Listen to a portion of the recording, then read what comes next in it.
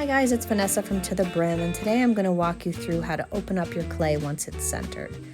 You hug it with your hands, and you just push your thumbs gently down into the center of that clay. Make sure the clay is wet, make sure your hands are wet.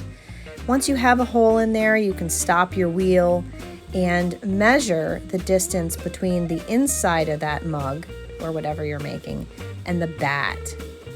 So you're going to do that by stopping the wheel. It's very important to stop the wheel. I've done it before without stopping the wheel, and it's going to ruin your piece. So you take a needle tool and you're going to put it into the center of that mug all the way to the bat, and then put your finger at the level of the clay so you can measure how deep that is. Now I want to open that up more. That would be a mug with about an inch thick bottom, and that's too thick. I'm going to push in a little bit more. My goal is to make the clay have a base about a finger width deep.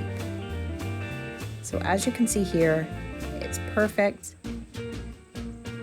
That gives you stability and it gives you enough depth. And once you have your base, the depth that you want it, you're going to start opening up your clay.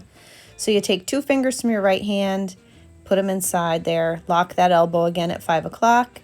Take a couple fingers from your left hand, and you're just going to push against the fingers of your right hand with the fingers of your left hand. And you're also going to use a little bending motion with your right wrist to open that clay. The movement is very gentle and subtle. You're not jerking the clay, and it's important you have your right elbow on the wheel because you're not using your arm to pull the clay. You're just using a gentle motion with your fingers and your wrists. Anytime the clay gets sticky, you're going to wet your fingers. Once you have it open, you're going to compress the inside of the mug like this, just by running your fingers along the bottom to make it smooth. And that's all there is to it. So there you have it. That's how you open up your clay. Watch for part 3 where I show you how to pull up the walls and make a mug. Don't forget to subscribe.